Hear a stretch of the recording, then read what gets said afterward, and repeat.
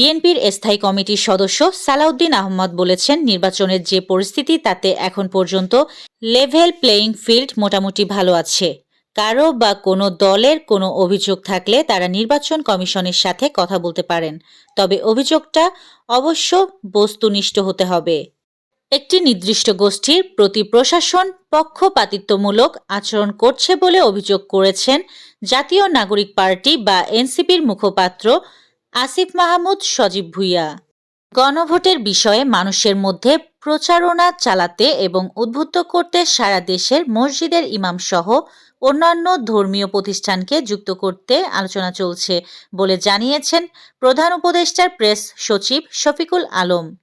ইনকিলাব মঞ্চের আহ্বায়ক শহীদ শরীফ ওসমান বিন হাদি হত্যা মামলার তদন্ত শেষে যে 17 জনের বিরুদ্ধে অভিযোগপত্র চার্জশিট দেওয়া হয়েছে তাদের মধ্যে কার কি ভূমিকা তা জানিয়েছে তদন্তকারী সংস্থা ঢাকা মহানগর গোয়েন্দা পুলিশ ডিবি।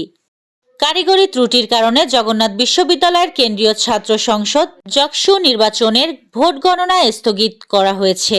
আজ মঙ্গলবার রাত 9টা 20 মিনিটের দিকে ভোট গণনার স্থান কেন্দ্রীয় নিয়ন্ত্রণ কক্ষে জকসু নির্বাচন কমিশনার আনিসুর রহমান এ তথ্য জানান। সেন্ট মার্টিন দ্বীপ রক্ষায় দীর্ঘমেয়াদী টেকসই ব্যবস্থাপনা পরিকল্পনা সহ মাস্টার প্ল্যান চূড়ান্ত করার ওপর গুরুত্বারোপ করেছেন পরিবেশ, বন ও জলবায়ু পরিবর্তন উপদেষ্টা সৈয়দা রেজওয়ানা হাসান। ভোট গ্রহণের দিন প্রতিটি ভোট কেন্দ্রের সামনে বা দৃশ্যমান কোনো স্থানে গণভোটের প্রচার সংক্রান্ত ব্যানার টানানো বাধ্যতামূলক।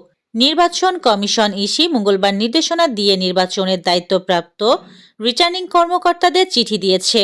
এ বিষয়ে তড়িৎ প্রয়োজনীয় ব্যবস্থা গ্রহণের তাগিদ দেওয়া হয়েছে ওই চিঠিতে স্বাক্ষর করেছেন ইসির জনসংযোগ শাখার পরিচালক মোহাম্মদ রুহুল আমিন মল্লিক।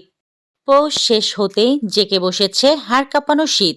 হিমেল হাওয়ার সাথে শীতের তীব্রতা আরও বাড়বে এমনটাই আভাস মিলছে। এরই মধ্যে মৃদু শৈত্যপ্রবাহের কবলে পড়েছে রংপুর সহ উত্তরাঞ্চল। যেন খোলস ছেড়ে স্বরূপে ফিরছে শীত। তাপমাত্রার পারদ ক্রমশ নিম্নমুখী। এমন জুবুথুবু শীতে বাড়ছে রোগ, সঙ্গে আগুন পোহাতে গিয়ে ঘটছে দগ্ধ হওয়ার ঘটনাও। ভেনেজুয়েলায় যুক্তরাষ্ট্রের অভিযান আন্তর্জাতিক আইনের একটি মৌলিক নীতিকে অবজ্ঞা করেছে বলে মন্তব্য করেছে জাতিসংঘের মানবাধিকার বিষয়ক উচ্চ কমিশন বা OHCHR।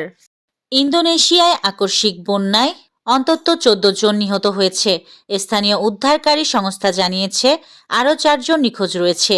নিখোঁজদের উদ্ধারে ইতিমধ্যে 16 সদস্যের একটি বিশেষ দল কাজ শুরু করেছে বলে জানিয়েছে স্থানীয় গণমাধ্যম জাকার্তা গ্লোব। ক্রিকেটকে বিদায় বলে অস্ট্রেলিয়াতে থিতু হয়েছেন ইমরুল কায়েস।